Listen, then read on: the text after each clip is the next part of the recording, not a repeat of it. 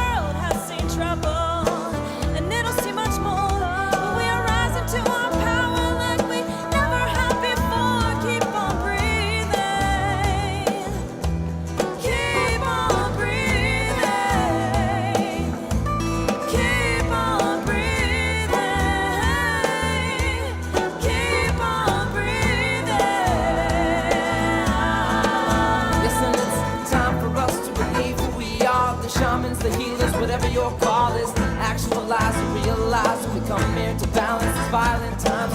Warriors of peace, ambassadors of love, always staying centered when push comes to shove. Third eye wide open and dancing to music, accepting the power, knowing how to use it. Coming together, we circle the globe, seeing the oneness, our chakras are glowing. Our vibrations where we want it to be, keep it high, you know how it feels to be free. All you gotta do to understand these ways is breathe real deep and enjoy each day. Work selflessly with others and we'll all survive together. Tomorrow is now and there's beautiful weather, so breathe. Breathe in the air. Yeah, take a deep breath. It's everywhere. Heal my spirit, heal my body, heal my soul. Oh, I know who I am, consciousness spinning through sacred air.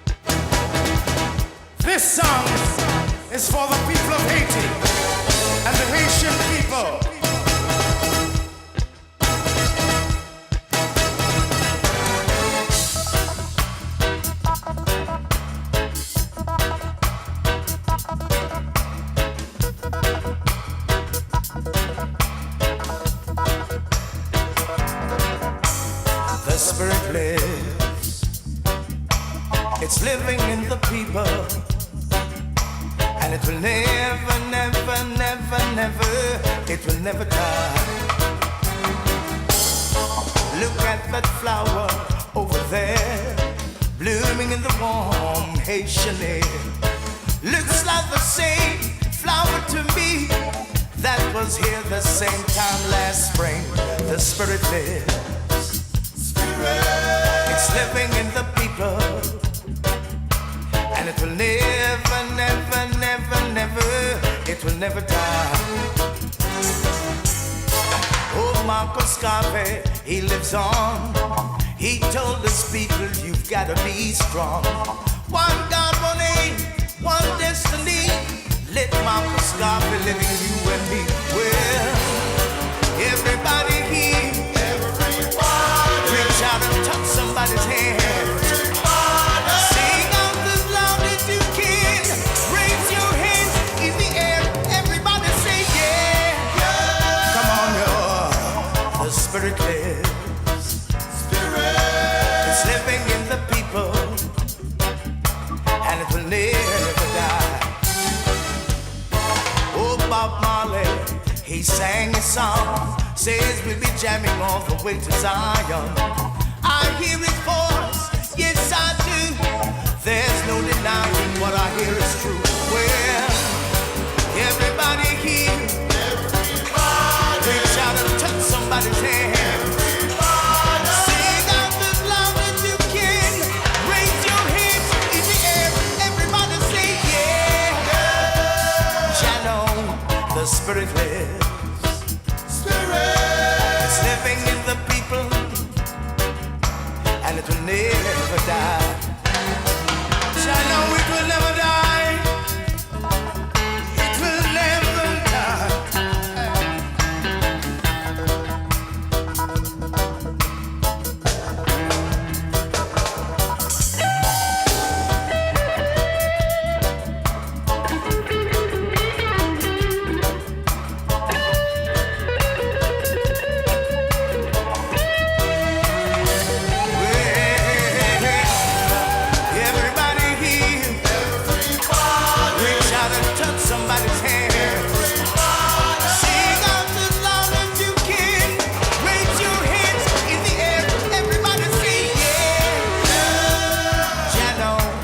Spirit lives. Spirit. It's living in the people, and it will never die.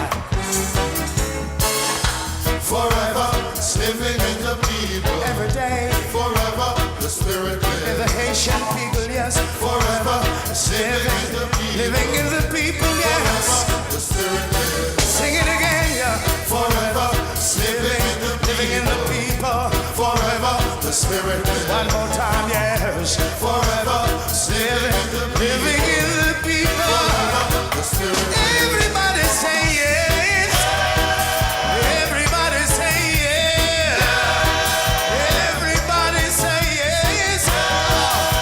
Everybody say yeah.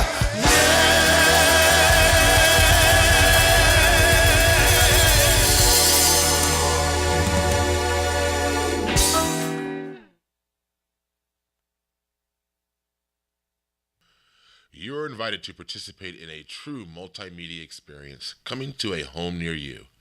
LCM TV is bringing Lake County into the new millennium with news, live broadcast, information, music, talk shows, and local programming, all streaming in high definition online and soon to be on your Roku box. Join us at lcm-tv.com or be a part of our studio audience.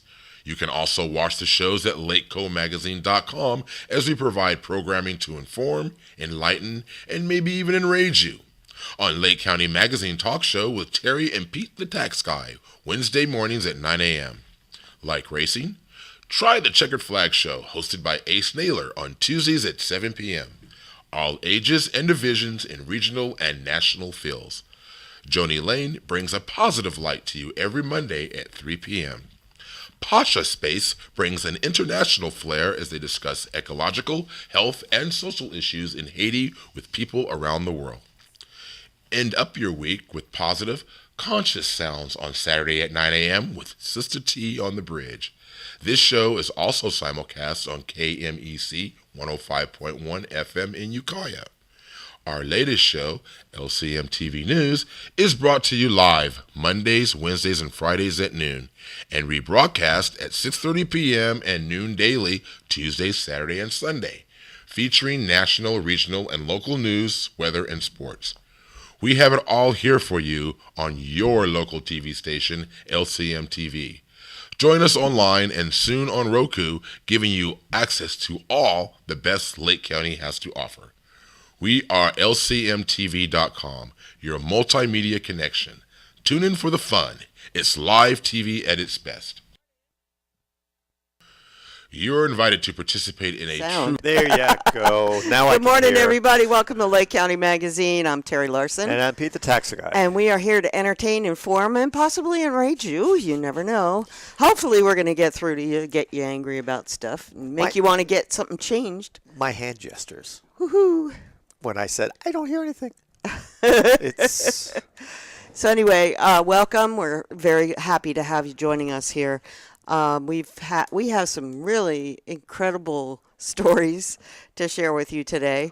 We may or may not have a guest. I've been trying to get a confirmation and I haven't been able to get one. So she may or may not call in, but and if not, you'll just and if tolerate not, us for it's 3-4 okay hours. because we got lots of stuff to talk about. The beauty of what's happening right now is that this is a wonderful time to be alive. Getting us straight. Yes. God, I Thank could do you. something with Thank those you, Mark. statements. Mark Stangalini, our technical director for today. Thank you, sir.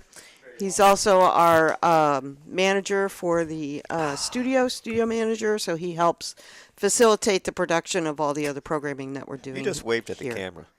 Yes, I did, when he was aiming his shot. And I have a. Hey, we just got a nice butt shot of you, too, by the way. I have.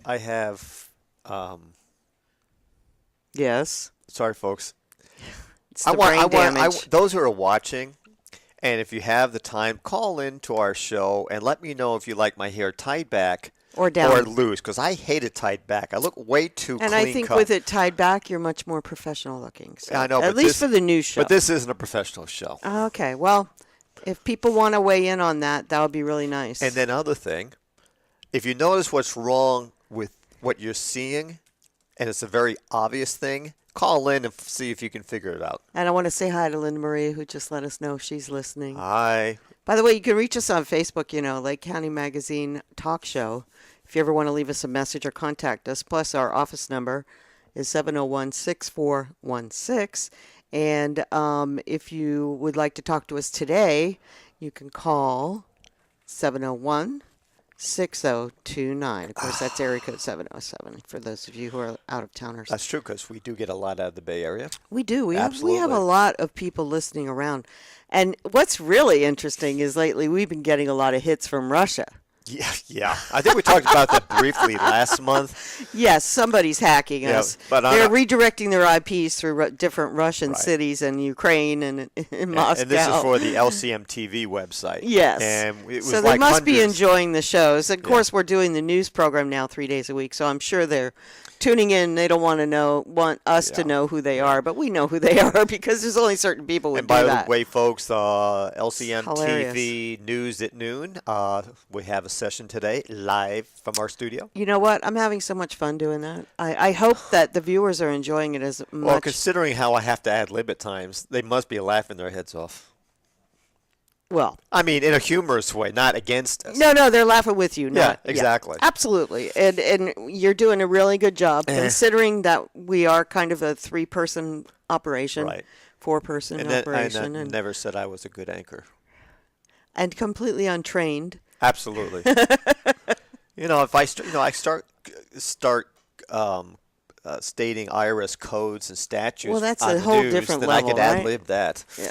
Yes. So. Well, we love what you're doing, and it's an honor to be a part of the news gathering efforts, even Yes. though it is exhausting. There's 3 of us that gather the news, and the news show is every other day. And if anybody would like to volunteer to assist us in this project, we'd be happy to take any volunteers we could get. But the days that we're not doing the news, we're gathering the news for the next day, pretty Yeah. much. So every day is about the news for us in And then one way or another. Tuesday nights we have to do that plus prepare for our show. Yes. Not that you really prepare. No, I like to ad lib, so Yes. I can respond but to with- anything you make a list But of. with my lack of memory these days, I got to put the topics on paper. Otherwise, I'll forget them all. I agree, and that's why I'm glad you're doing it, because I have the same problem. One of us needs to keep track. But I have a real excuse. Yours is just volunteering participation. Hello. Yeah. That's all it is. Oh, by the way, I want to talk about the music that we just played, Third World's Okay. The Spirit Lives. And that particular version was a live version that they did before the passing of the lead singer, Bunny Ruggs. And it was dedicated to the people of Haiti. Now, some of you may know we do a program dedicated to the country of Haiti here every Friday. It's broadcast at 3 p.m. and it's called Pasha Space. And it's for helping the handicapped, people who are ill, and the environment. So they deal with health issues.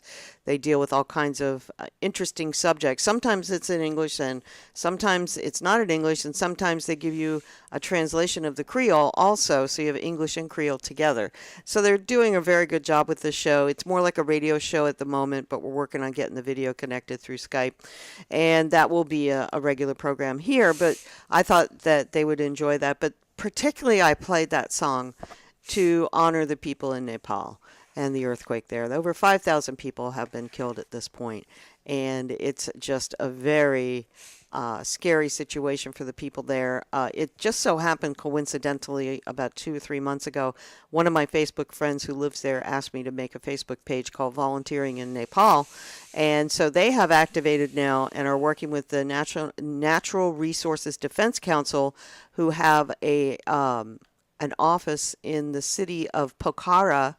And they are doing earthquake relief. They're setting up a counter tomorrow, and they're in a very well-known tourist area. There'll be daily collections of mineral water, foods, tents, medicines, and so they're looking for all kinds of things.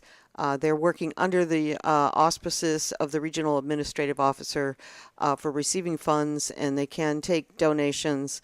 And so we have been given very graciously direct contact with the people on the ground there. So we'll be able to give you regular updates on how things are going. So definitely they are coordinating volunteers. If anyone is interested and has the time to go there and help, we can connect you with those people, or you can go probably through the Natural Resources Defense Council. That's NRDC. It's a very well-known nonprofit NGO that operates around the world in all kinds of different countries to help protect the environment, and they're great people. So a very trustworthy organization, and I feel very honored that we're getting direct information from them as we go along. So that's where we're at right now. We'll be able to bring you regularly updates, but the situation there is tragic. There's just, there's a lot of hope that people will still be found underneath the rubbles. But many, many landmarks, many temples, many people are devastated by this event. And we send our hearts and condolences out to those who are struggling to make it through in these times. So that's the first announcement of the day. Instead of having help me, folks. A fundraiser? No, instead of ranting and raving first thing in the morning, that was a story that was a lot more. Yeah, well, this is the new tone I think that we want to bring to the table.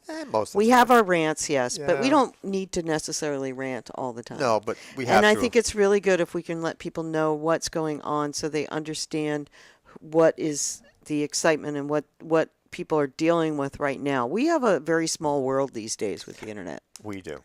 And so for us to be able to sit here and have the capability of sharing information to you directly through this wonderful medium that we have is so amazingly incredible. And it brings our world so closely together. I have another Facebook friend who's in Ethiopia. Well, right now, the ISIS groups are in Ethiopia. One day he talks to me over his cell phone. One day he Facebooked me and he messaged me and he said, "We can't go out of our house right now because ISIS is here and they're killing everyone." And my advice to him was just, you know what? Tell him you're happy to convert to being a Muslim. Save your life. Don't go out there and try to pretend that saying the name of Jesus Christ is more important than your life right at this time. It's not worth dying for. And he made it through. They seem to be doing okay now. It looks like there's still an armed presence in his city. But our world is just so small now. Look at the lady in Baltimore. Oh, yeah. She rescued her son, basically. Yeah. I Her know son, who's rescue's the right 16, word. and we'll be covering this on the news. There'll be some photos. We haven't quite got to the point where we can run videos yet on the news stories, but we're working on that. Anyway, her 16-year-old son was in the rabble that was rioting in downtown Baltimore and looting and doing all this horrible stuff. And this mother went down there when she saw her son on TV or found out he was down there. She went down there and she started wailing on him. Bam! Bam! Upside the head. Bam! Every step of the way. And I'll give him credit. You know, I watched that video a few times.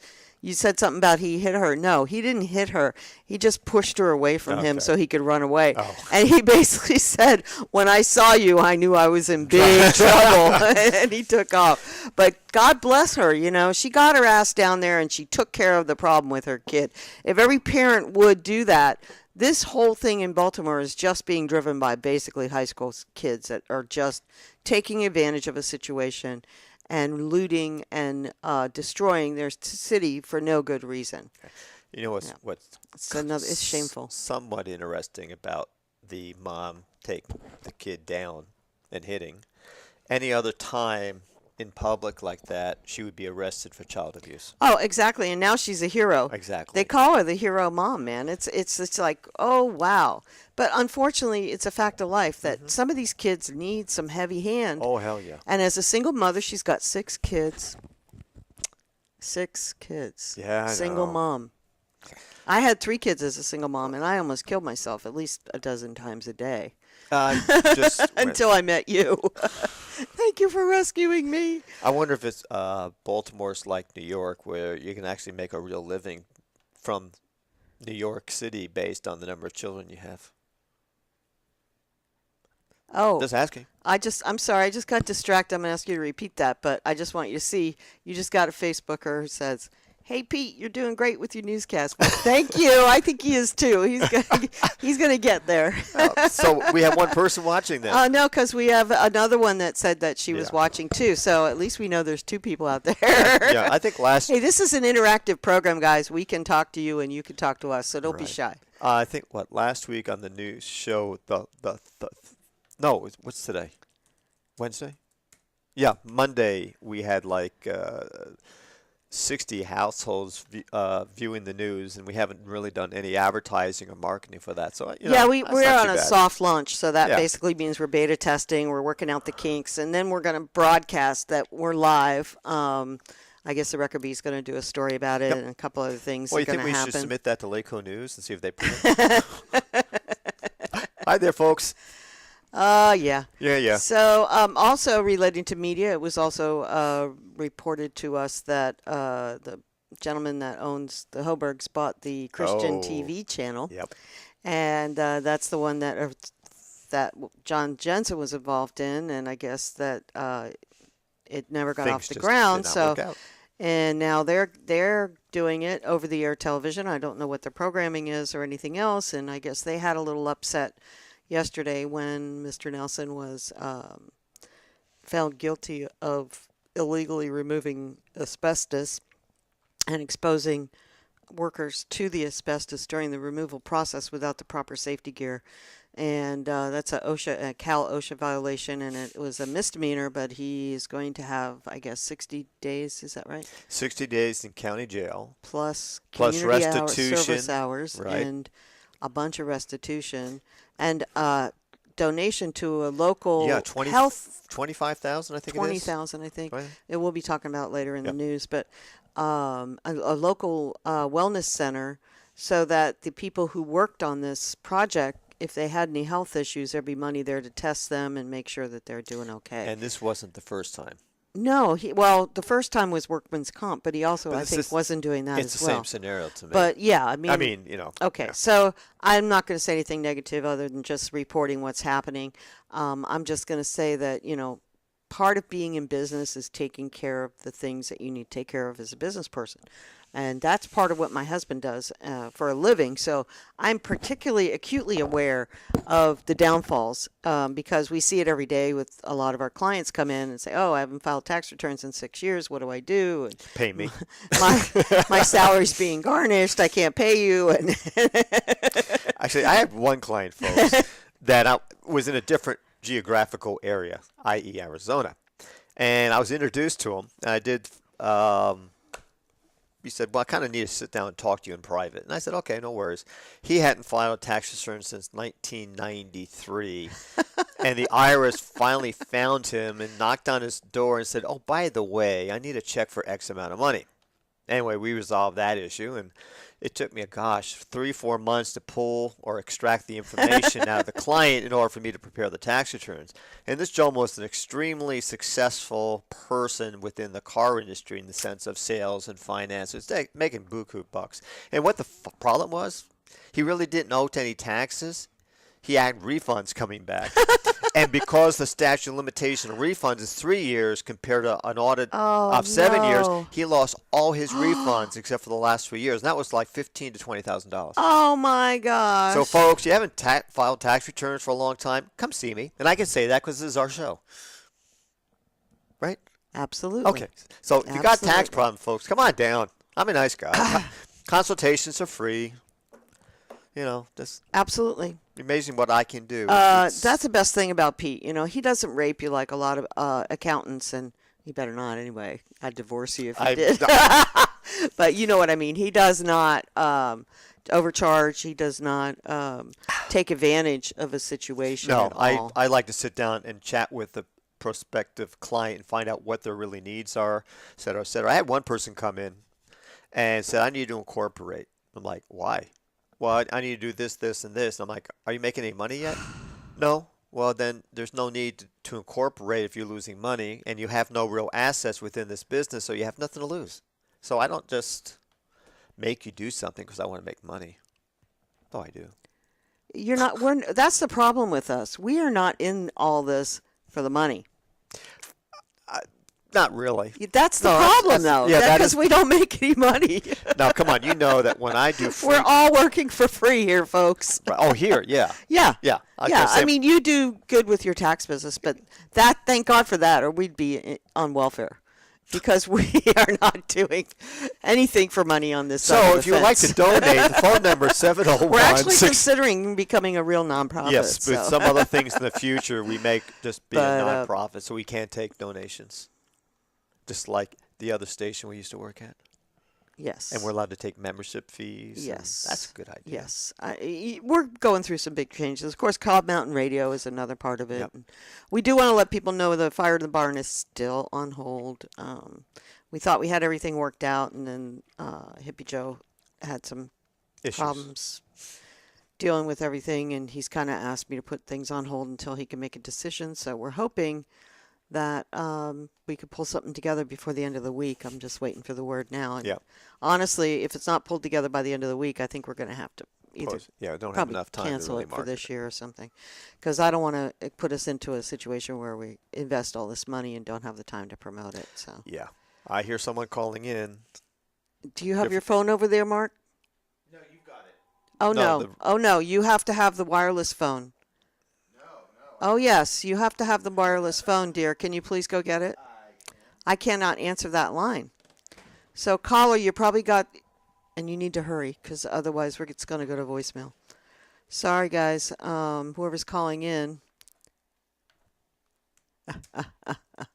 He's trying to grab it now. See, that's one thing. We have $1,000 phone answering machine that we need to get that we could use donations to buy. To keep. Tell that person to call back. Yeah, whoever you were, please call back. That was line 2, right? It should have been. Yeah, sounded like it. Yeah, because otherwise this phone would have rung. if it was line 1. Shouldn't be. There we go. No, that would be line 1. Oh, yeah. Just answer it. Okay, I think we've got things working here. Yeah, that one's line 1.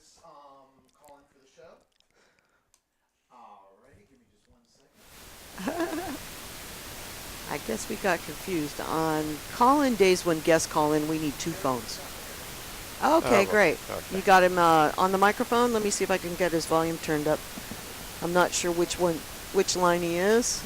So, hey, I'm sorry?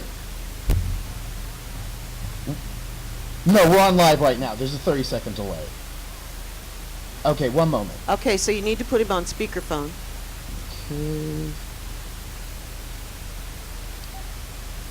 Okay, Larry? Yeah, good morning. Hey, good morning. How are you? Good job. Okay, hey, I like Pete's hair wherever any way he has it. That's so What? sweet. He said he likes your hair any way you have it. Oh, sweetie, thank you. Thank you. That's the question of the day. Should Pete wear his hair down or pulled back for everybody? I just Pardon? want to let you know. I just was letting people know that's the question of the day. Is Pete, Listen, I've got an update if you want to. Sure, what's If going anybody's on? interested in this, Oh, yeah. this horrible thing with the bank. I know. Go ahead and just give us a quick update. Yeah, last week I got an unsigned letter from Reverse Mortgage Solutions saying that they were going to foreclose again. That's the third threat they've done over the last 2 years. And they don't even own the loan, and they won't tell me who owns the loan. It's been a nightmare. And I was so upset I went down to the VA, and I talked to my shrink, because I'm a disabled vet, and she wrote the sixth elder abuse report Oh, my against gosh. Reverse Mortgage Solutions and Bank of America, and it's been kicked up to the sheriff's office and talked to Don Anderson about it, and he has tentatively agreed to a meeting next week with Jim Steele is interested in this and some other folks. Good. And I hope this is the trigger. It's just so outrageous that Don Anderson is going to finally move forward on this elder abuse complaint. It's Oh, that's been sitting there wonderful. since 2009. Oh, my gosh. Seriously.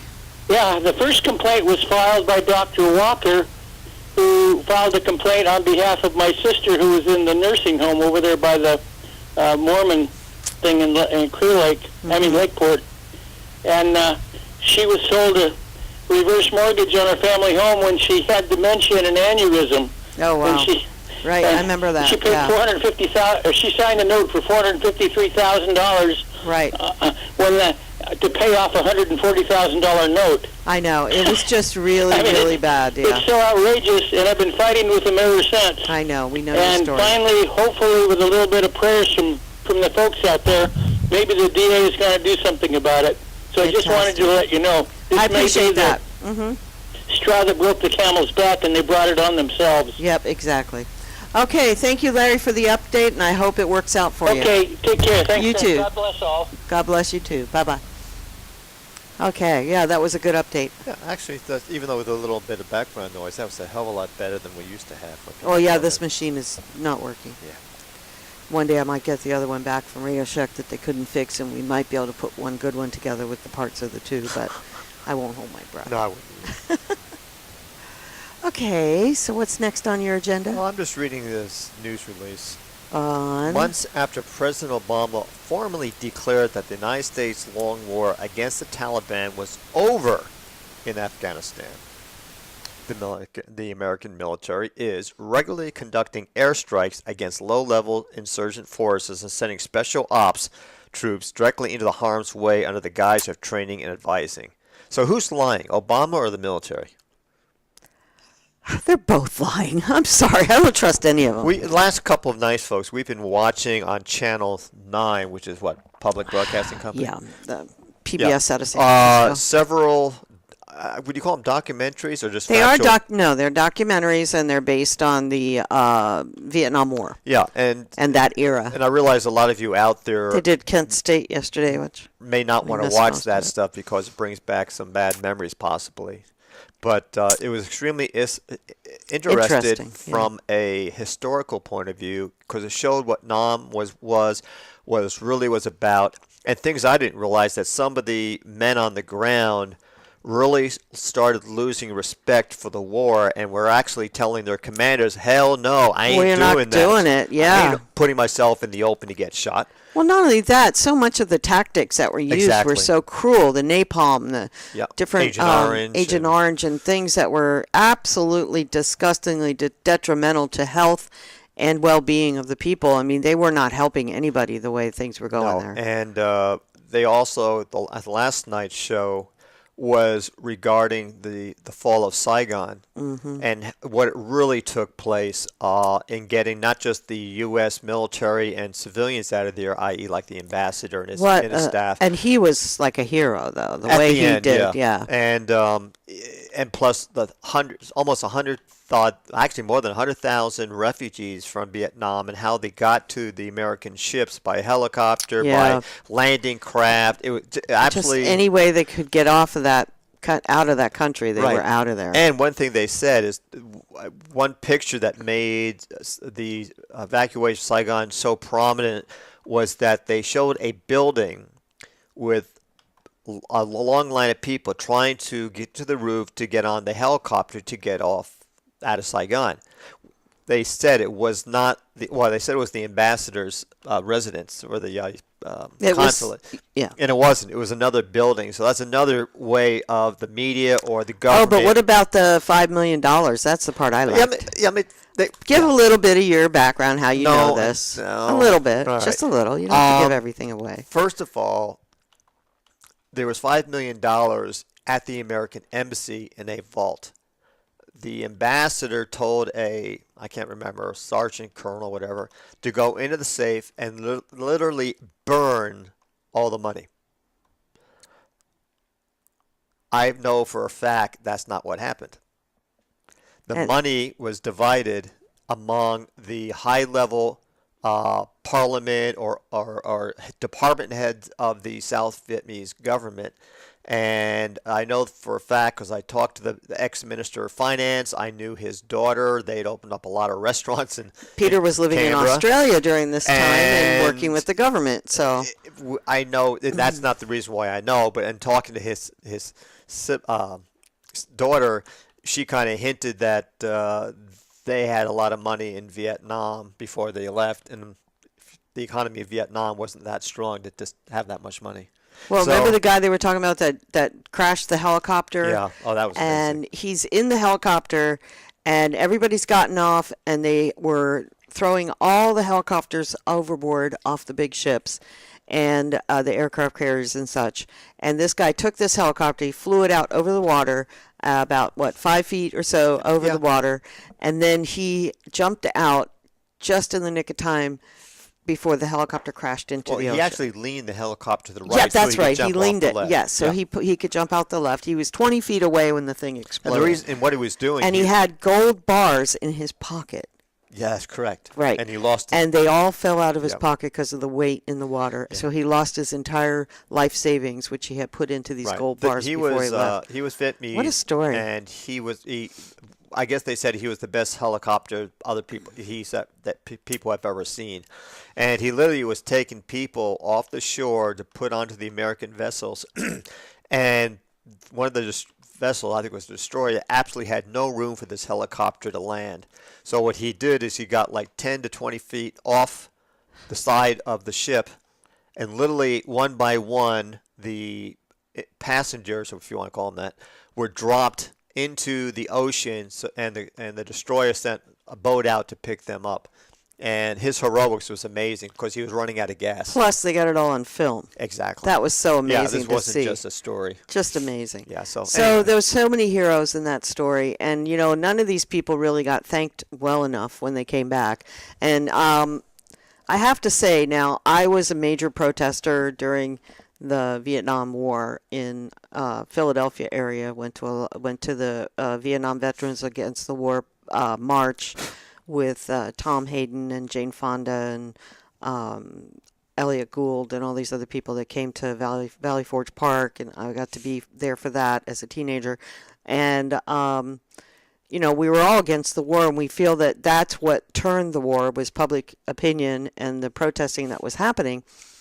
But I never lost respect for the soldiers because I always felt the soldiers were the ones who were caught up in the middle of it. And now that we saw this perspective from the soldiers saying, hey, we didn't agree with it either, it makes me even more appreciative for the work that was done by them during that time. Yep. And the fact that they never got thanked for their service. And I do thank you all for your service if you're out there listening and you are a veteran of the Vietnam War. You were not unappreciative. Even as a teenager in the battle against this war, I definitely always had respect and appreciation for anyone who was willing to go out there. And it was a draft situation then, so it wasn't like anybody had a chance or a choice to go there. Well, you had a choice if you had money, you could go to college or you could go to Canada, but most average people did not have a choice. So I thank you for your service, and we appreciate everything you did there, even though it may have been not what we'd like to see for an outcome. I know everybody did their best. Right. Yeah. It's interesting that, without taking away from what you just said, is a lot of the commentary, and the commentary directly came from high up, the presidents, their staff, Henry Kissinger, if anyone remember him. Donald Rumsfeld was in it. I mean, it was a very well done piece. And what some of them were implying, especially some of the officers in the military, was saying, I hope we learned our lesson. You can't go into another country like Vietnam and stay and try to fight a war for 10 to 12 to 15 years. Really? It just doesn't work. Learned what lesson? And that's back in the 60s and early 70s. And where are we at now? Same place. Afghanistan. We just read that quick little story about what the military's doing, even though we're supposed to have pulled out of the country. And we've been there 10, 12 years now. And guess what? Russia was there before us, and they finally said, the hell with this, and we're getting out. It's just an unwinnable war in those type of countries. It really is. Yeah, and it's just, we first of all, our main motivation for being in most of these countries is oil.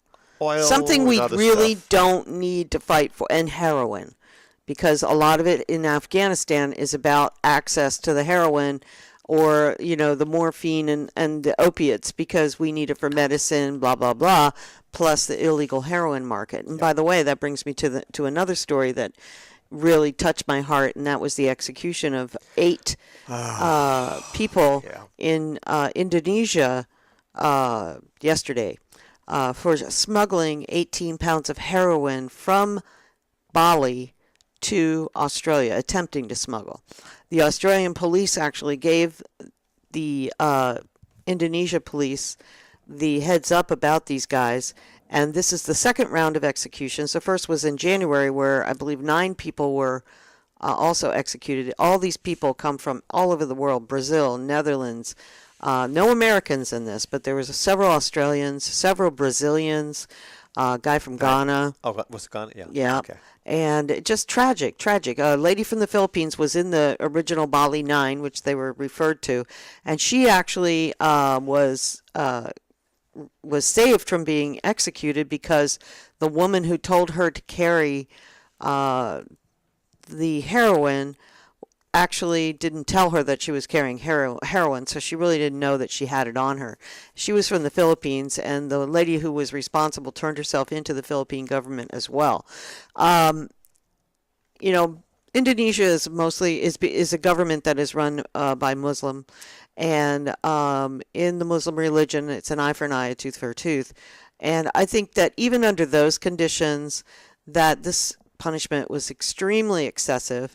There was numerous pleas from numerous governments for this not to happen. And to me, it's Indonesia basically shooting a bird at the rest of the world, saying, fuck you, excuse my language, but I'm not going to do anything you tell me to do because you are the imperialists and the devil, and you don't believe in my religion, so, forget it. We're going to just do what we want to do, and this is what our religion says. I don't know how drugs got to be a death offense, except that they feel that this is the way to keep people from doing these crimes in their country, and maybe that's true. But I just think that the excessiveness of this, I want to call it a crime because I can't think of anything else to call it. And my heart goes out to all the families of those people who probably were just trying to make a buck. Now, mind you, that was $400,000 worth of heroin.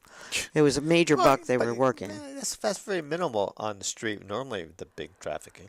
But I don't know. I mean, it just, to me, it's not right. And when you look at the comments, I went to the Jakarta Post. They had an article there, and people in the comments are like, yeah, they got what they deserved and this and that, you know.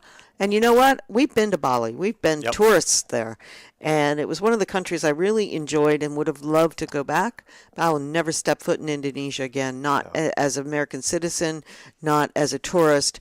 And a lot of people on the thread, once I made that announcement, a lot of people said, yeah, you'll never see our money either. And I hope that everybody avoids that country until they change their policies. And I'm hoping my fellow mates in Australia do the exact same thing. Well, that was mostly Australians that were saying that. One guy said, I spend $12,000 there every year on my vacation, and they will never see another dime of that money. Right, because that is a very popular destination place on vacation for Absolutely, absolutely. And it just, you know, unfortunately, the Australian people have been victimized in Indonesia multiple times through bombs going off in nightclubs, through all kinds of things that happen there that are related to the religious Islam radicals.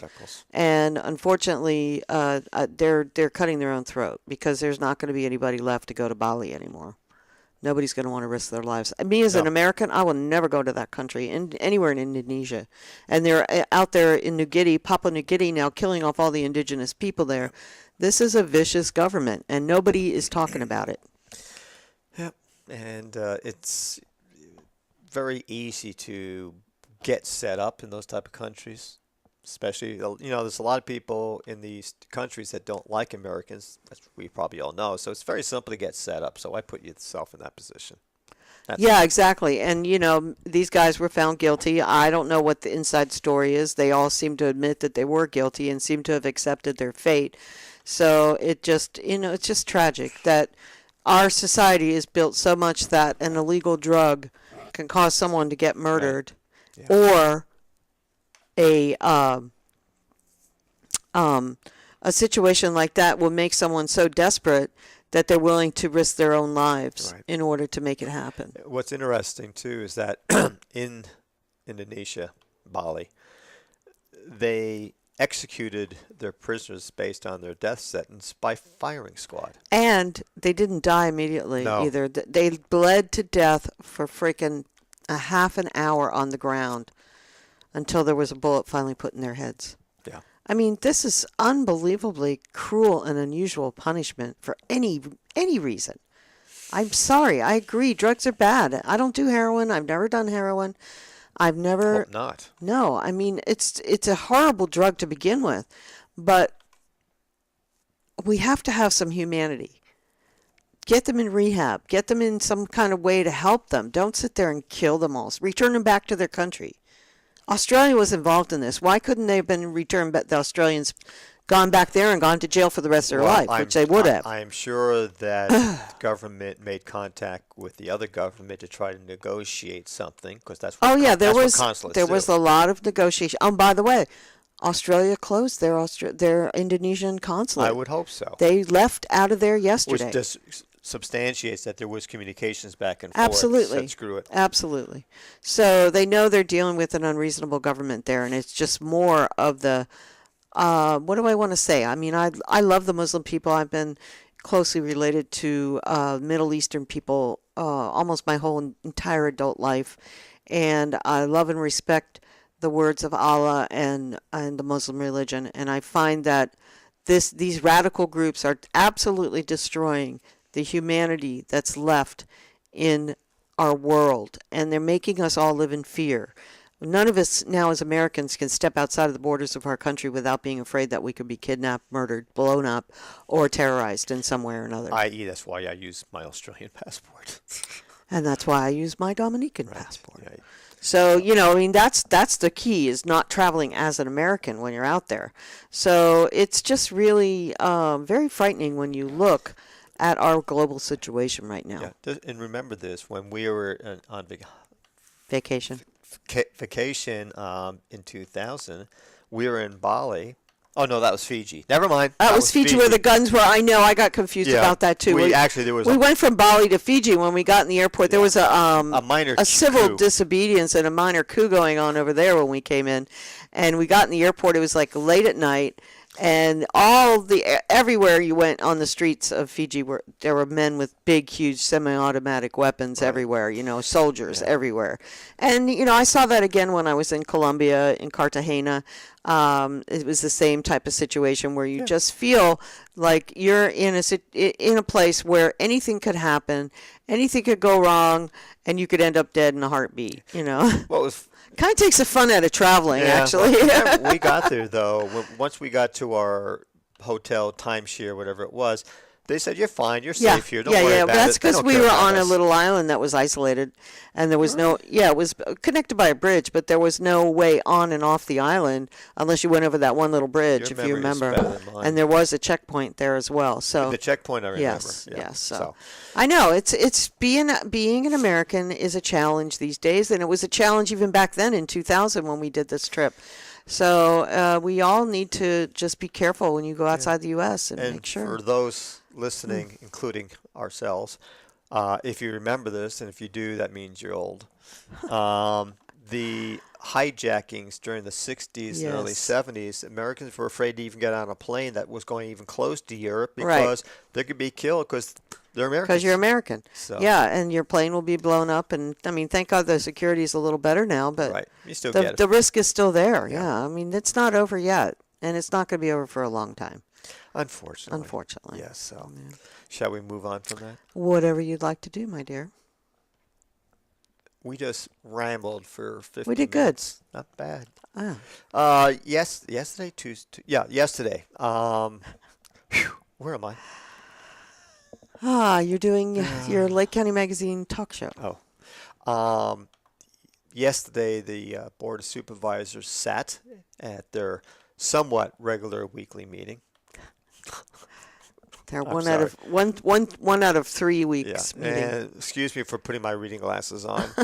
Well, you just said you're old. So. I know. They were sitting as the Lake County Watershed Protection District Board of Directors. God, that's a mouthful. It is. And they were listening to and wanted to adopt a resolution authorizing Lake County Watershed Protection District to file for a grant application and signature authorization, blah, blah, blah. They wanted a grant for the Clear Lake Tule mitigation and replanting bank project. Okay. Sorry, folks. That was a Sounds mouthful. reasonable to me. Yeah, Really? to replant tulies, yeah, that's what cleans the water. Okay, that's fine. Okay, so But- what's your point? You were watching as much as I was. I wasn't really paying attention. Okay. You were paying attention more than I was. Well, you kind of sure about this one. Anyway, I they was looking for news stories. Okay.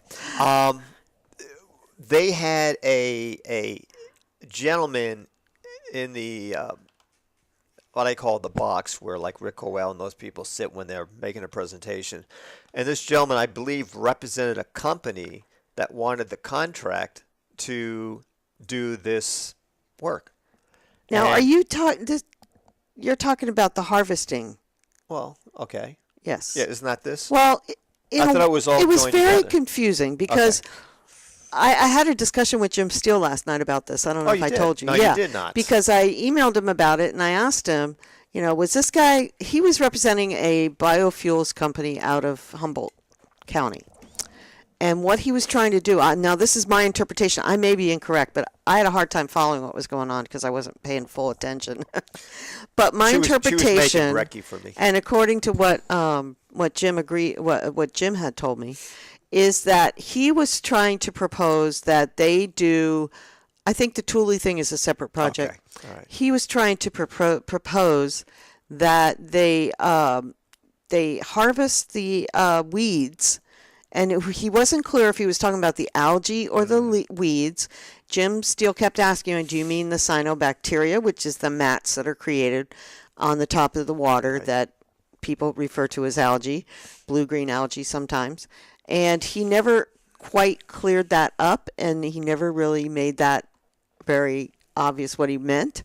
So but my understanding of what he was trying to say is that they want to take this stuff and turn it into fuel, biofuels. And he's worked in that industry for quite a while. He's got a lot of experience. And the reason I asked Jim is I asked him, what effect, if any, is there on the processing of cyanobacteria mats for fuel, and is there any kind of worry about the gases that may be emitted by the cyanobacteria, who I've been told eats the mercury and emits a mercury gas? He said that it's very unlikely that would stick in the mats, that it would probably all be emitted. And so that a biofuel that harvests the weeds probably would not be a bad idea. Now, I've been a proponent of ethanol fuels using sustainable cellulosic ethanol and that kind of thing for 8-9 years now, and have had discussions with many people about it. And he didn't seem, Jim did not seem real enthusiastic about this guy's project, or if it may have any opportunity to go anywhere here in Lake County. Right. Well, what I found, and part of the reason I think was that he didn't know what he was talking about. Part of what I found extremely interesting while watching this particular part of the meeting was that each supervisor, as you well know if you listen to any of the meetings, is allowed to comment on the subject at hand.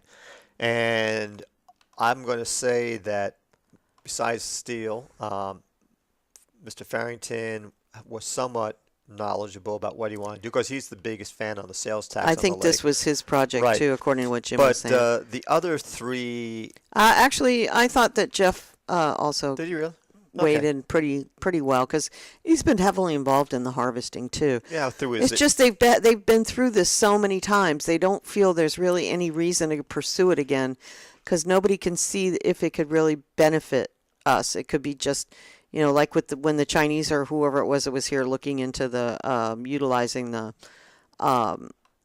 algae for blue-green algae, which I think they found out it was too toxic to do that because of the cyanobacteria factor. But there's been a lot of projects over the years, and I think that was even brought out at the meeting, that this is not the first time this has been suggested. And I think these guys are burned out. That's why we need some new representation. I mean, Jim is a fresh voice, but I still think, it's been going on for so long. Everybody's just tired of it. They are, but my point that I was trying to I'm make, sorry, I jumped in. Okay, was that, and you're probably right, it's now a over talked about subject at the BOS level, and they're looking at help from the state. But what was interesting to me was that the other supervisor asked them the same basic questions, but with Mr. Steele on as a supervisor now, who is very knowledgeable about the lake and the scientific aspects of it, which the others don't, and I understand because that's not their profession. But he really got in some detail and asked some straight questions to this gentleman, and this gentleman was just like, he couldn't answer them. He couldn't even tell them if they, and even to this day, I think Jim and I both are confused whether he was talking about weed control and harvesting, or algae and cyanobacteria harvesting. So it was very confusing. Definitely. I have a great idea. Yes, dear. Of course you do. Of course I do. I think, at least in Lake County, if not in all other counties, I think supervisors should be elected based on their profession. So we have a scientist, an accountant. We have what did you say? Attorney. We have an accountant. We have someone regarding social activities. A media person, marketing person. Right. Yeah. And that way, we have. It would be expertise. nice in a perfect world, but it'll never happen. You know that. I know that. I'm just saying, I think those people to run would be a challenge. Instead of voting by district, we have people voting by profession, and therefore you can have as many candidates under that profession. That way, the people still have free choice of who they want to elect. It would be lovely. I think it'd be great. In a perfect world, I would say it would work. I'll write a letter to the board and see if I get any comments Good luck with that. besides slander. Good luck with that. Yeah. Hey, no, you got to have a sense of humor. There's only one or two that would slander us anyway. I know, but the point is, you have to have a sense of humor. We get so serious at times. I know. Yeah, and I'm the worst one. Someone's calling to complain. Looks like we have a call. Okay, so we're going to take a quick break. Yes, is this for the news program or the show? I think we have a caller. We do. This is amazing. Oh, it's Jerry. Okay. Okay, so we're going to take a quick break, and then we're going to move over to Jerry Spittler. I think she called in on the wrong number, so I'll have to get her to call back on the other line. And we're going to be back in a couple of minutes. Did I queue anything up? No, I didn't. So let me do that real quick. So we can take this break. And I'm so happy she's called in because I want to get an update on their case. Yeah, tell her just to hang on for a second because I got to talk to her. Okay, so we're going to listen to something from War, one of my favorite groups. Okay, we'll be back. This is Lake County Magazine with Terry. And Pete, that text guy. Among other things. Among other things. Let's see you in a few minutes. Ah.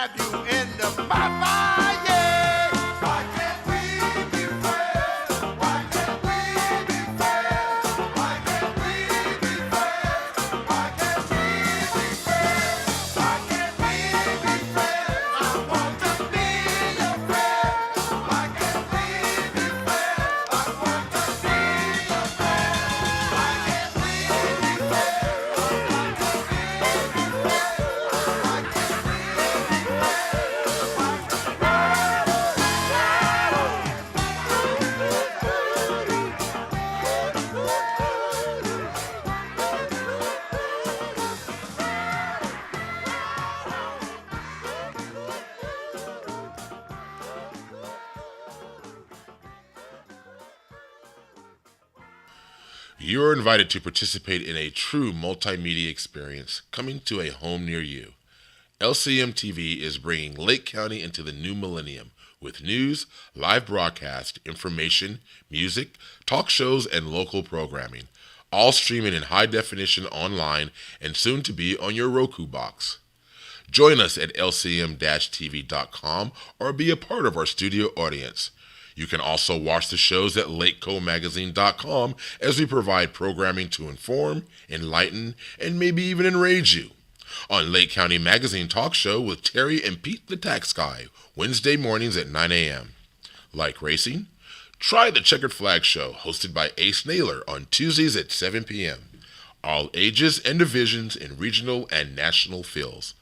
Joni Lane brings a positive light to you every Monday at 3 p.m. Pasha Space brings an international flair as they discuss ecological, health, and social issues in Haiti with people around the world. End up your week with positive, conscious sounds on Saturday at 9 a.m. with Sister T on the Bridge. This show is also simulcast on KMEC 105.1 FM in Ukiah. Our latest show, LCM TV News, is brought to you live Mondays, Wednesdays, and Fridays at noon, and rebroadcast at 6:30 p.m. and noon daily, Tuesday, Saturday, and Sunday, featuring national, regional, and local news, weather, and sports. We have it all here for you on your local TV station, LCM TV. Join us online and soon on Roku, giving you access to all the best Lake County has to offer. We are LCMTV.com, your multimedia connection. Tune in for the fun. It's live TV at its best. Okay, we're back. Yes, we are. Welcome. You are invited to participate in a... And that was War. Why can't we be friends? Why? We're friends. We really want to be friends. We're friends. We're always going to be friends. Jerry's going to call back in a couple minutes or within the next 30 seconds, I hope. And we will have Jerry Spittler here. She's going to be talking to us about the case that she has against the city of Clear Lake right now and what the status of that is. By the way, folks, I doubt you can see this on your end, but we have about a minute and a half delay on our signal to you guys. Usually it's only about 20 to 30 seconds. For some reason, a minute and a half. But I don't So think our time's different than your time. exactly. And what I do is I watch our own program on my computer here, so I can see what I'm saying now. I hear what I'm saying now, and then see the same thing, but it's about a minute and a half delay. On the good news is on our end, the buffering has become very minimal, but we have a one whatever it is gigabyte down one kilobyte millibyte whatever Megabyte. download, and if you're with AT&T, that ain't going to happen no matter what. Isn't going to happen. Unfortunately, and we are working to get different formats of the show so that you can pull it up on YouTube and other places that don't perhaps go as fast as the spot that we use to stream from. Exactly. So. So we hopefully will have this available for everyone. Yep. Pete, could you push your mic a little closer to your face? No. Well, fine. You could increase the volume. No, because then that goes across the Oh. board. There she It's is. pretty hard when tech tells you what to do. Hello. Good morning. Good morning. How are you? I'm doing great, and yourself? Oh, we're doing fantastic. Mark, how's that? Oh, wait, I got to get you mic'd. Okay, so give me a test. Say hello. Hello. Ow. There we go. There you are. There goes my eardrum. Welcome. Good morning, everyone. That's not it. No? Good morning. Yep. We're We're s- here. We're just. Just trying to figure out what mic you're on. She's not. She's on I the think we've telephone. got you now, though. Test, test. Are you there? Yeah, Yeah. we're here. Can you hear us? I can hear you. Okay. Okay, perfect. There we Now go. you're on. Okay. So welcome, and thank you for joining us today. Well, thank you for having me on your radio show, Terry. You know, I think about what you guys do, and you really work hard to bring the perspective of not just a certain echelon of people, but, you know, the entire community. And I think that's really wonderful that we have an unbiased reporter reporting on things going on in the community. So thank you very much for having me. Well, thank you, Jerry, and you are a great mover and shaker as well, and it's an honor to be your friend and also to work together with you on various projects around the county. And let's hope we have a lot more to do here. I think we do. I think so too.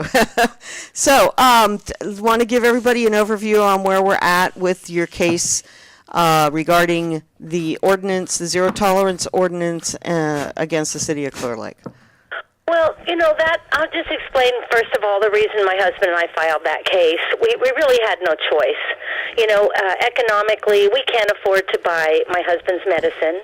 And like most people, I'd say 99% of the people in my community that are using medical marijuana for different disorders or illnesses, and we can't afford to purchase. And growing our 6 plants means a lot to us. So, the council just seemed to be unreasonable. They wouldn't compromise. They had a very one side to that coin, and they pretty much bottled us all up and said, we're all criminals, we're all doing something wrong, Yep. and they're going to tolerate it from Right, us. and it's all your fault for this Clear Lake having this reputation, right?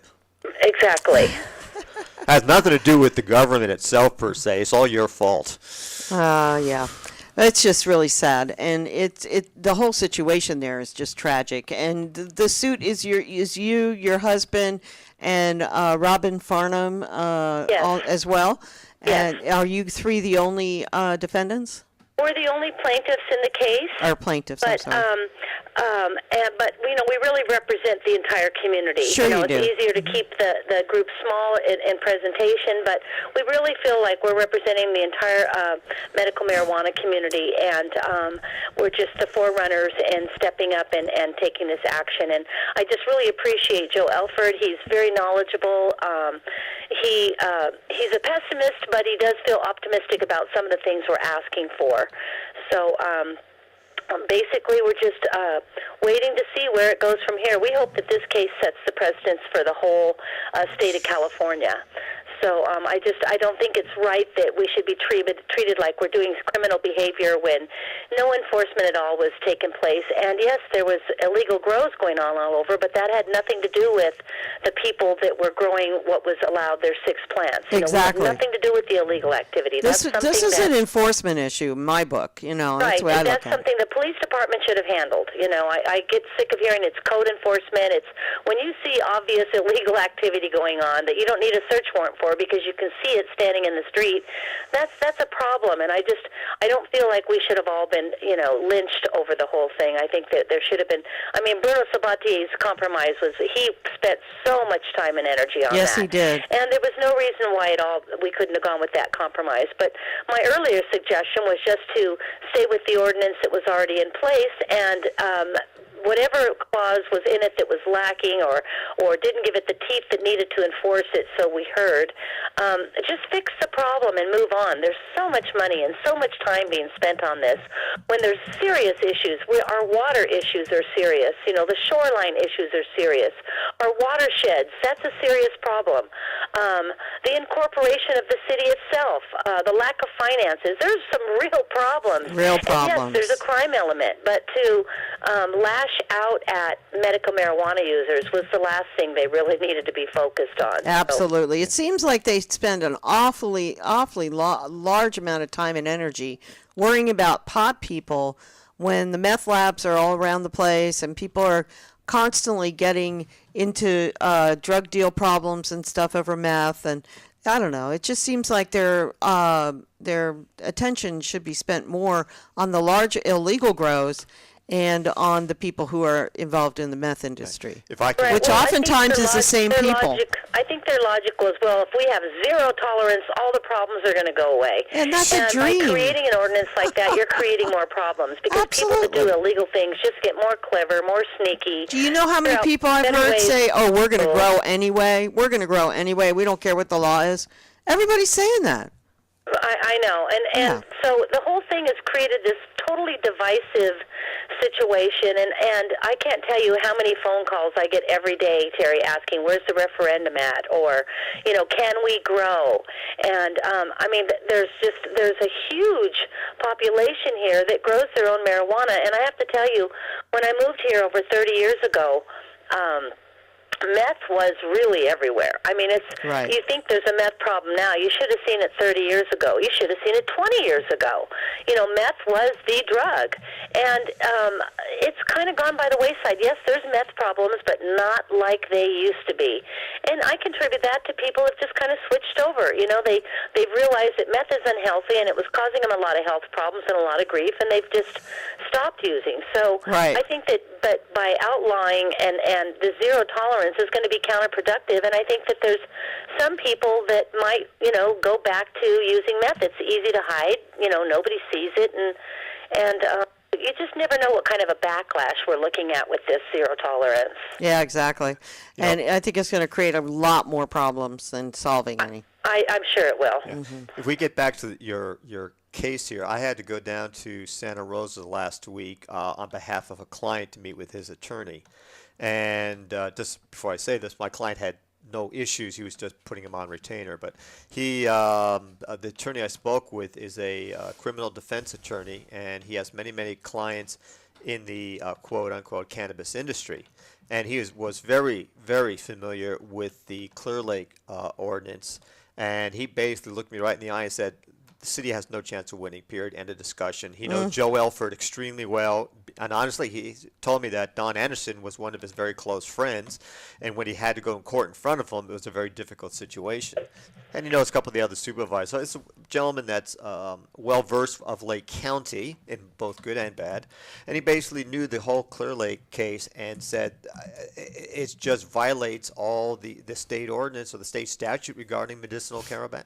So, right. It's Well, not I hope just he's right. I hope that that's the case. Yeah, I mean, it just makes it puts too big of a hardship, especially when you look at the rest of the county, where the rest of the county is only allowed to grow if you have ag land. We're becoming very short on the amount of product that medicine is available to patients now. So you can't grow your own. You can't get it from the dispensary because you can't afford it, and you can't get it from any of the big growers, who sometimes do give it away for free, and because now the big growers can't grow either. So it's turning into a really bad situation. It's sad. I just hate it for all of us. Absolutely. We're peaceful people. We're not trying to have problems with anybody. We don't want the big illegal grows in our neighborhoods. Exactly. And we don't want to be judged by that. So it's just really sad to see a poor community, a community with a lot of health problems, and to be going through something like this. To me, it's just extremely sad. I can't express it any other way than just such a sad way to treat your own community. Exactly. Yeah. I don't want to use this comparison because it's not really fair to the cannabis users, but just remember what happened during Prohibition. All the speakeasies started. There was a lot of crime that originated due to the Prohibition. And I look at that with Clear Lake and the county to a certain extent, where if you're going to ban something, what you're going to do, you're going to create an underground illegal economy again, and that's what we're all trying to fight against, to make everyone legitimate, legal, pay your taxes, do everything you need to do. And this ordinance in Clear Lake is basically putting everyone underground again in a criminal mind. It's putting this shroud of fear over people that already kind of live in a stressful environment. Well, here's the thing. I just pray for all of us that this case will set precedents for the whole state of California, and that we can move forward and just continue to live peacefully and get rid of these big illegal grows that don't belong in our neighborhoods. But let us grow our own medicine and Absolutely. And just put the community back together. This has been so divisive. And, it has. It's really sad because at the different hearings at the city and things, well, of course the people being oppressed are going to speak out and feel angry. They're being oppressed. Right. They expect you to come and just say, well, okay, thank you for taking all our rights away. I mean, they say, oh, these marijuana people, we're all scared of them. We're not even scary people. But, when you oppress somebody like that, I don't know what they're expecting the reaction is going to be when there's no compromise and there's such strong judgment, and even the way we were spoken to or treated at that meeting, I thought to myself, wow, was the council looking at everybody the way they were looking at me? Did they have that same look on their face? Oh, they were so horrible. Gosh, I've never been looked at like that before. I've never seen a person look at me with that look on their face. I know. I thought, I wonder, did they look at everybody like that, or did they save that for me? And it wasn't just one person. It was the majority of the council looking that way. I've never seen such a disconnect from people that are supposed to be serving a community with the community. There's just this disconnect, this lack of compassion. We don't care. Yep. We don't like you. Go down. When Denise made that comment about ruling her subjects, that's when, to me, it went over the fence. Well, at the first meeting, she said, wow, I've never had this many people at one of my meetings before. Yeah. And it's like, wow, maybe you forgot the day you unseated me. There was twice as many people waving Right. signs Right. this isn't really your meeting. This is our meeting. And, we're here because we don't like what you've done. And so now after all this time and energy has been spent, you didn't even shift or contemplate a compromise. No. It's just, No you're over here on the compromise. highway, and I've just never seen such dysfunction in all my life. Okay, and here's another point. They're willing to spend every single dime that they have in their coffers to defend this lawsuit and to put the referendum on a special election. And to me, they just don't care how much money they spend to get their way. It's like spoiled children that are saying, if you don't go our way, we're taking all the toys away, and they're refusing to give the toys back. Well, we'll have to see what happens in 2016. Exactly. There'll be 3 open seats, and we'll see what happens then. Oh, they will Because, not be re-voted in if I have anything to do with it, believe me. It's just, like I said, the whole thing just is, to me, is Sickening. sad more than anything. It's It's sad sickening. because, people now are just feeling like there's just this disconnect and this big division in our community, and that's really not what community's about, and that's really not what everybody wants. We want to all work together on this and not feel excluded or judged, so... One thing that kind of bothered me, besides what you already talked about, was at the council meeting when all of the vets stood up and tried to explain their illnesses, why they needed cannabis in whatever form they participated with. And after watching I don't know if you were listening earlier, but last couple of days we've been watching some documentaries regarding the Vietnam War. And when you realize the sacrifice and the conditions they had to fight under, and then you take that to Iraq, Afghanistan, or whatever, you realize the suffering that they go through. And that for this council, all 5 of them with not much experience outside Lake County, judging these vets who have done whatever they've had to do for our country, and being told, no, you can't have that. And most of the vets that are... was very disturbing to me as well. But even more disturbing that people have to get up and tell intimate details about their health in public. Yep. To try to raise an awareness Good point. with people that are making decisions, where if those people making decisions had already done their homework, they would already see that there's a valid place for medical marijuana. They don't and care. These people wouldn't have had to get up, myself included, and everyone else, and give intimate details of their health. I didn't see one of the council members get up and recite their medical records in public. Exactly. And so, to me, that was very disturbing, that we have to go to the point of exposing things about ourselves that's really none of anybody's business. And to do that, and afterwards kind of get the wet towel in the face. Like, it doesn't matter. We've already made our decision. Yeah, and no It doesn't matter compromise. what you try to teach us. We've made our decision because this is about us. It's not about you. And so that's really disturbing to me. But it is about them. They have made it about them. They say that they don't like the smell. They say they don't like the danger that comes with the big grows. Well, neither do we. They say that they are being abused by neighbors who grow because the neighbors have no consideration for them. And so it is all about them. Absolutely all about them as far as they're concerned. Well, it just boils down to, people need to be considerate of each other. If you have a neighbor that says, gee, the smell, is really bothering me, no problem. I'll put up a hoop house with a carbon filter. I'm sorry it was an inconvenience to you. I mean, people just need to communicate that to each other. Right. And things can be dealt with on such a higher level. This is just all so dysfunctional to me. And I took a lot of that dysfunction for 4 years. I've never seen people behave this way. So, except for here in the city of Clear Lake. It's just dysfunctional, and, it's just hard to look at sometimes. You just look at the dysfunction and the way the money's being spent, the way the people that live here are being treated, where meanwhile all the staff is making good salaries and they have everything they need, and they're driving our vehicles around and using our gas to put it in, and all these benefits, yet the people that live here have nothing. Our parks barely get mowed. Exactly. And most of the staff don't live in the and city. We're treated like this. It's so dysfunctional. I know, and most of the staff don't live in the city.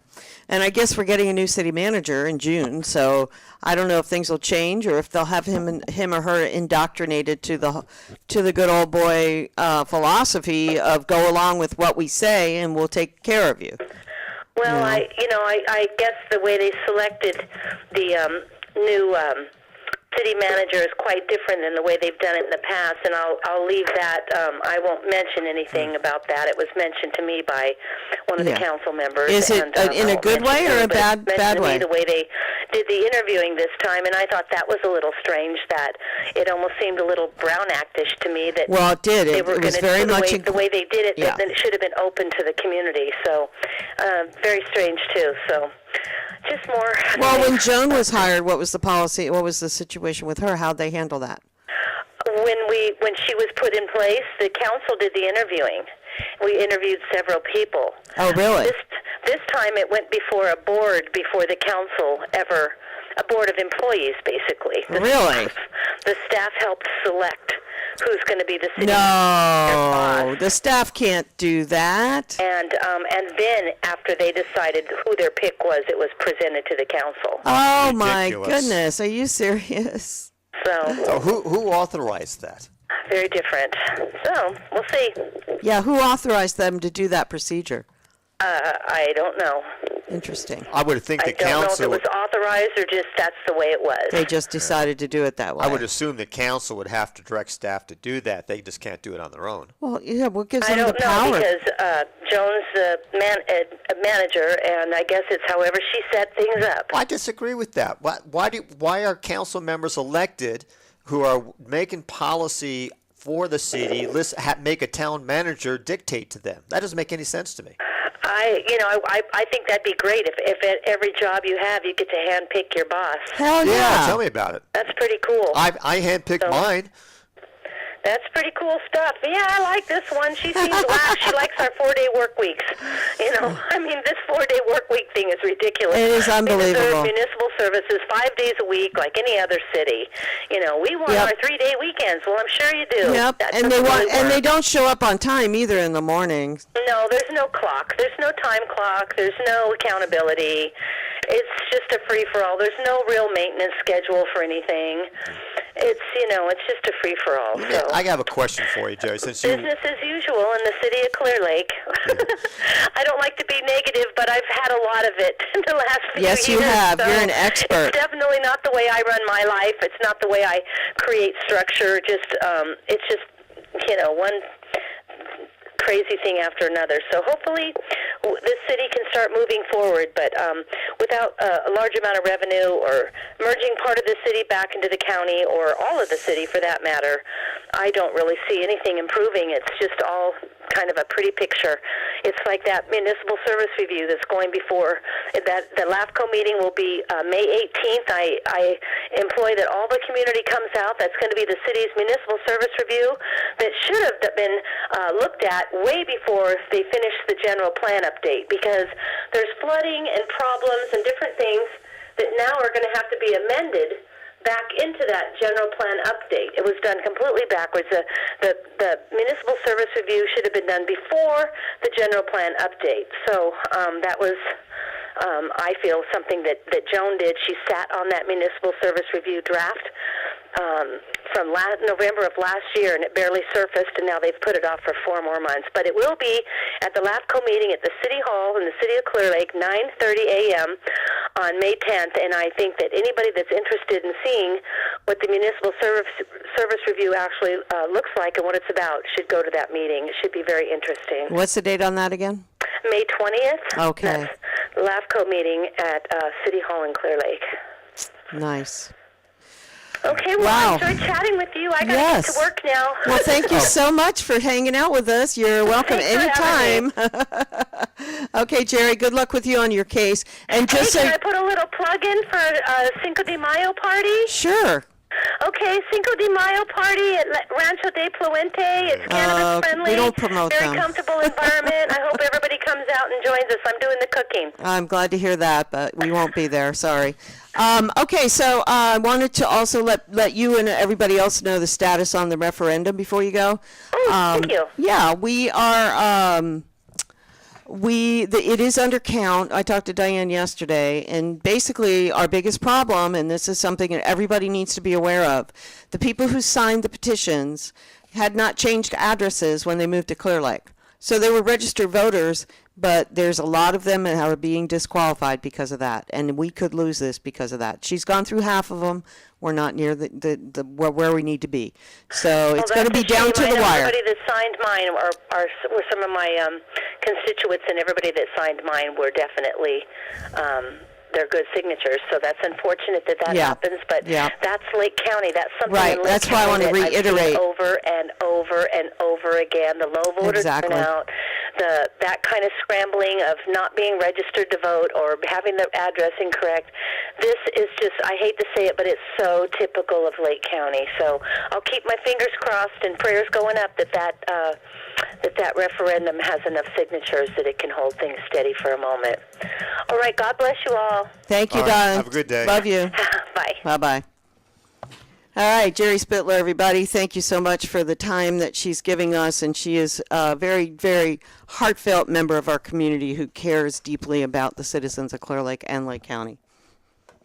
Yes. No, Thank you. One thing I was going to raise with Jerry was that in the last 2 or 3 Clear Lake Council meetings, one of the main subjects of discussion or decision-making process was the abatement of properties that have been red flagged or been given notices to clean up their yards.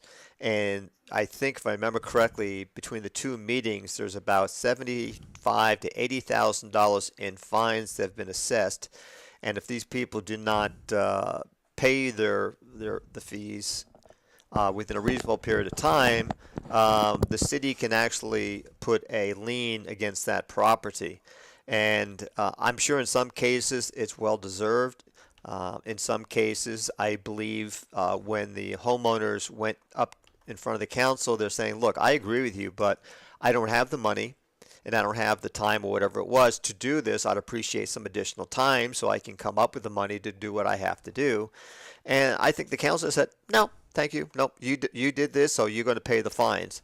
And the type of fines they're assessing based on the average real estate price and the local economy within the Clear Lake area, these people will never pay these fines off. And this is how they take homes away. this is how they're raising revenues. And that's my point. In Clear Lake, instead of taking a cannabis plant and saying, okay, it's going to cost you $5 per plant, we're going to know that you're allowed up to 6 plants, whatever the case may be, and forming some other tax off products, they are going to take advantage of homeowners. And I'm talking about ones that really, truly can't do what they are told to do to certain aspects of that, and say, okay, you need to pay us. And the problem is they don't have the money to pay. So what happens? A few years down the road, they liquidate the properties and they put the money in the general fund Exactly. for them to spend on frivolous and lawsuits. that's how they make their money. Yeah, exactly. One of the ways. One of the ways. So anyway, that was my small rant. I just get very upset when I see the citizens being taken the burden of inefficiencies of the government. Like that? I do. Okay, I definitely do. next. You know, Sorry, folks. folks, believe it or not, I'm a very conservative, shy individual. It's a statue of David, but it's a statue of a very fat David, David. Michelangelo's David, and it says, "Statue of David returns to Italy after 3 years in the USA." That's because of So it's a all naked the fat man. GMOs and blah, blah, blah. And blah, Bad blah, fast blah. food, So, et cetera, et cetera. Yeah.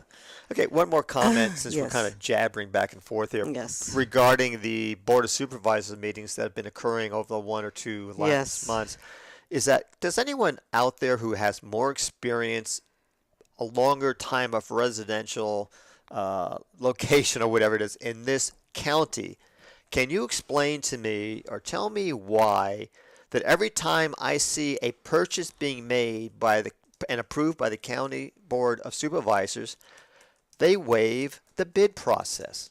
I don't understand that. There's, for example, the Ford chase cars the sheriff's just received or bought, they went to Ford Ukiah. Well, there's a Ford in Sacramento, there's a Ford in Santa Rosa.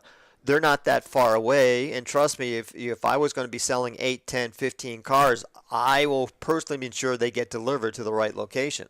Right. And so why isn't a bidding process being completed? I just don't get it. And I could make some accusations, but that would be strictly my own thoughts, not a rumor or factual basis. So There seems to be a culture of not bidding. Now, I can understand on certain items that may be unique to a specific thing where there's only 1 or 2 manufacturers. But cars, folks, I just don't get it. But every time I see something on the agenda, they waive the bids process. And I just don't get it. So anyone out there does, I'd appreciate letting me know one way or Well, another. their excuse is they can't get a better deal from anybody else. So How would this they is know that? Because they've had so many years' experience. Are they used car salesmen now? They have had so many years' And experience. I say used because They don't want to get used. They only want new. they're using us. That's right. That's right. So anyway, I just find that curious, folks. Maybe I'm all wet on that, but I've never actually seen them approve a purchase without a proper bid process. Oh God, that was another rant. Sorry, folks. What else? Nothing. I don't know. What do you got on your list? I got a lot of You're the one things. with the list. Oh, I take the list and then you just run with it. That's right. I'm the grunt. You're the PR. No, not really. Yeah. Yeah, I know that's the way you like to look at it, but it's really not how I'm it the is. suffering man. No, you're not. Well, maybe a little. A little. I'm a man. I have to suffer. That's just part of our obligation when you're married. I'm sorry. I'm sorry. Anyway, not to digress, but I'm going to, is this last Sunday was my 3rd ball game of the season. And we're playing a team that last year we beat 3 games. And we only play each team 3 times. And my friend and elderly gentleman of the team, he's the oldest, started the game and pitched really, really well for 5 innings. He gave up 2 runs, but he was extremely effective. And he got tired. He said he's 69, I think, Gino is. 68, 67. Anyway, at that age, your back kind of gives out and your legs give out. So he took himself out. I put myself in for the last 4 innings and unfortunately gave up the winning run through an error. And we lost 3-2. Had the bases loaded in the bottom of the 9th with 1 out and couldn't score.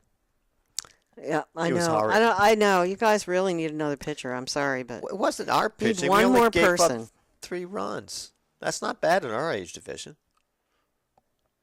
Anyway, the reason not the reason, but we had a chance to at least tie the game because we had the bases loaded, and then Gino hit a ball to center field, and our runner on third base could have easily scored, and he got mixed up and went halfway, came back to the base, and by that time it was too late to tag. And life goes on. I'm so sorry. Yeah, and this week coming up, we're playing the 3rd best team in the division. But he's the manager that dissed me in the World Series. Oh. So we'll see what type of revenge we can get. So, okay, we can get on to some of our news items you want that are in Lakeco Magazine. Sure. And yeah, we still got an hour and 10 minutes to figure out what we're going to do. I know. Yeah. Oh, we got plenty of content for 3 hours. I feel like we're running out. We still have a lot more time. Yeah, we do. Okay, as you all know, if you'll listen last week, we had Bill Dodd on our show. Yes. By audio only, unfortunately. He's having a Lake County barbecue on. That's right, May 23rd. That's right, from Yes. 5:30 to 7:30, and we've never met him in person, have we? No. Maybe. No. No, I don't think so. No. He's always on the telephone calling in. So we're going to have to introduce ourselves and shock the blankety blank out of him, I'm sure.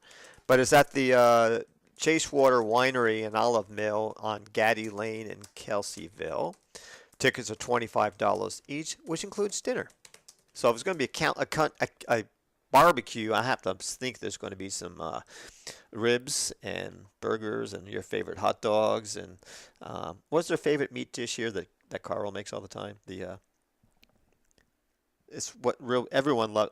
Tri-tip. Tri-tip. Yeah. Yes, I'm sure that'll be on the menu too, and hopefully some veggie stuff for those who do not participate in meat.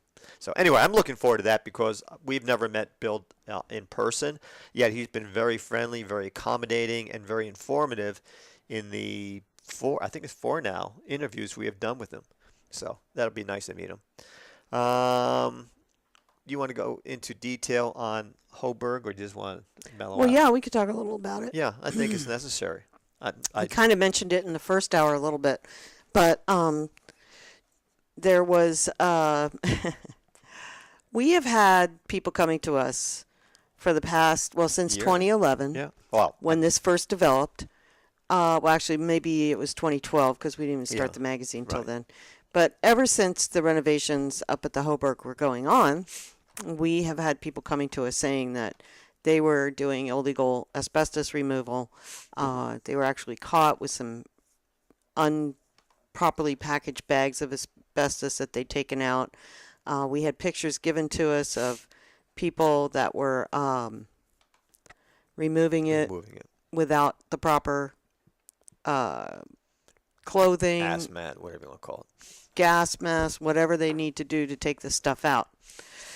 So yesterday we received an email from Lake County District Attorney's Office, and they announced that a manager of Hoburg's Resort and Spa in Cobb recently pled guilty to a misdemeanor charge related to potentially exposing his employees to asbestos during the widely publicized renovation of the historical Hoburg site.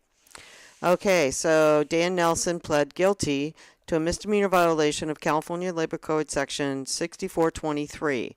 The Lake County District Attorney alleged in the complaint filed in the matter that Nelson repeatedly violated Cal OSHA asbestos workplace safety regulations for structure demolitions, which caused a real and apparent hazard to employees by means of potential exposure to asbestos. According to the district attorney, they'll take any... Okay, so the terms of the plea, he took a plea deal, include 3 years probation, which require him to serve 60 days in the county jail, 340 hours of community service, pay a $5,000 fine, and pay a non-deductible sum of $20,000 to the Lakeside Health Clinic of Lake County, a comprehensive care clinic for the uninsured and underinsured. The latter sum will be used for health screenings for potential victims in the case, as well as to fill various urgent financial needs at the clinic that would allow it to further and better serve low-income residents of Lake County. That was a mouthful. Yes, it was. Here's obviously the gentleman was guilty because he took a plea. Well, I shouldn't say that really, but that's beside. No, he may have been backed in a corner, but Yeah, we saw the evidence that this was going on. So, and also Record B reported on it when it first came to light that there was something going on up there. And, this is not a good thing. I'm surprised the IRS did not get involved. Actually, they can now. Why? Environmental crimes? No. Basically, if anyone does some research, they'll look at his payroll records, which probably don't exist. You'll probably see that he probably did not pay any form of Social Security, Medicare taxes in. We don't know that. That has nothing to do with this. No, it doesn't. Okay, but no, because he was previously sentenced in Santa Clara County on one felony count of workers' compensation insurance premium fraud. Right. Okay, that has nothing to do with Social Security. That has Well, nothing to do. No, you the can't other- make that judgment, Pete. Okay. I'm not going to let you do that because it's not fair. You don't know any of that. I'm sorry. I'm not going to comment because I don't want to get in an argument. Well, you with don't know any of it. If you had evidence that had been going on, but we have never heard that from any of the people that work for him that came to us. No, I agree with that. Okay, I agree so with that. I think that's an unfair statement. And Don Anderson also said the district attorney's office would take serious any environmental crime that poses a health hazard to the owner's employees and general public. They will use all available resources to investigate and prosecute these types of crimes. In this matter, the disposition of the case is adequate. Not only is the defendant punished, but a fund is established to treat the victim's health needs, which I think is very good. So he was the acting manager of Lake County Resorts, LLC, then owner of the Hoburg's Resort and Spa. Now, they have changed ownership, but I understand he is now the vice president of the Hoburg's company, whatever the name of the company is now. And then this is when it happened in September 2011. They got an incomplete asbestos notification form for the renovation. They went up and inspected and found asbestos present in all the samples that they took on that date in 2011. And then they found that there was a demolition and renovation, and there was large debris piles on the property, that is what the record B reported on. And they issued a notice of violation, and I guess it was still never really resolved. So now they had other charges that included failure to secure workman's compensation insurance, and also Section 42400 of the California Health and Safety Code concerning asbestos emission control measures. Those counts were dismissed with a Harvey waiver, whatever that is, entitling Nelson's victims to restitution. So hopefully if these guys have any health problems, this will take care of the medical part of it. There could be devastating effects to inhaling asbestos. Right. And from what we saw with the asbestos tiles, you had guys with no shirts on and no respirators and no masks pulling this stuff out of the ceilings. So very irresponsible. And what's really strange is that they had also been shooting a pilot for a right. reality show based right. on renovating the buildings, and they were doing it as a reality show, a real Hollywood style event, and it's kind of ironic, I think, that this would happen. That never got off the. Well, they did the pilot. I don't think they've sold it yet, so we haven't heard anything. Yeah. Okay. Yeah, so that's a very sad story because we really expected good things from the Hoburgs, and they are doing good things up there. They've donated a lot of money to charities, and now they're going to do another 20,000. Well, that's true. So I wish them all the best, and I hope that it gets resolved soon. Well, they were starting off on the right foot with the entertainment, employing people here locally. I mean, they were going to be a contributor to the local economy, and which is a shame because they may or may not at this point, depending upon how they react to the situation. So, what are you looking at now? I'm always looking at something. Yeah, I know. No, it's just very sad. Okay, let's see what else we got in the news today. Oh, I got yelled at this morning, folks. Oh my God, we missed the best photo op ever. Yeah, we did. Because I wanted to get down here. He's like, we're running late. And we were 3 minutes early, actually 5 minutes early. We could have stopped and taken a photograph. This is why I was getting yelled at. We came out Point Lakeview this morning to see the entire Canocti Conservation Corps fire crew standing at attention in perfect formation in their fantastic looking fire uniforms, getting ready to do their training exercises. It would have been the perfect photo op because they are they're doing their, go ahead, you got the story in front of you. Don't make me ad-lib. Oh, jeez, hang on. You're very lazy sometimes. You got the info there. Anyway, they're doing their exercises. Just get the story. Get back on track. You're not allowed to just take a break tracked here. anytime you want.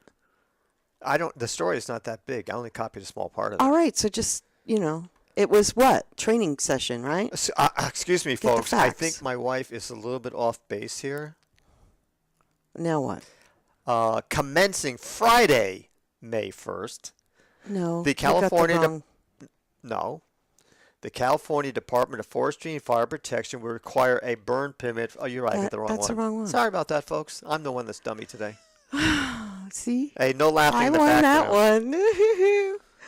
Where's the story? I don't I know could what have you sworn did I with had the that. story. Anyway, It's in the news. Go ahead. It's going to be in the news. Yeah. Okay. So. Anyway, so I'm not having a very good day. No, you're not. Yeah. Oh, Lake County got top cleanest air in the nation again, third consecutive year. So that's another good thing. And who was the 7th worst? San Francisco. Absolutely. Yeah. So there is an advantage of living not in the Bay Area. Yeah. Besides the pollution, thank goodness. the high salaries, the high cost of rent, the crowdedness. Okay, it's the annual Fire Crew Preparedness Exercise. And it's a combination of Sonoma, Lake, and Napa counties. That explains It's huge. the different color uniforms. Yes. So they are going to be doing their exercises today, and I believe they started yesterday. And they provide an opportunity for 11 fire crews from the 2 conservation camps to be evaluated on their physical conditions, firefighting knowledge, fire safety, and personal protective equipment. And it's held at the Canocti Camp and on Point Lakeview Road. And it was beautiful this morning to see them all standing at attention with their uniforms on, all in formation. Do you think Somebody's got a picture of it because they had to have been posing for a photo. So hopefully we'll get a shot. Contact Cal Fire? Yeah. Do you think they're going to take down any more brush that will cause the local habitat to come into our neighborhood? No, I think they may. Yeah, that's exactly what they use. This is location above Thurston Lake on the Point Lakeview Road. And their first exercises they did out there actually drove a mountain lion over into our side They're doing fire breaks. of the point, and we had our goats were killed because of that. Unfortunately, never had a problem before they started working over there, but I guess they got they got scared. They said, "Get out! I'm going to have to leave my territory and find another one." That's what animals do. Exactly. Yep. So that was it was fun to see that this morning, though. I enjoyed it. Well, I'm glad. But you didn't let me stop, so No, I got mad. you got I was mad all the way in this morning. I was like fuming, going, "How can we run a news company when we drive right by a freaking news story and don't bother to pull off for 30 seconds and take a picture?" You're the one that wants to be professional, so we need to get in Whatever. here to check all the But technology. you were early. I didn't know I was. Well, then maybe next time you should check your clock Maybe before you Tom, say we're need late. to get up a half hour earlier. Oh, don't even go there. I don't go there. You're pushing your luck. By the way, folks, I'm the one that gets up in the morning. I'm the one that You makes the are coffee. pushing your luck, I'm the one that dude. hand delivers the coffee. He does. He takes good care of me. But you know what? George Bush Jr. used to do that. Are you now comparing me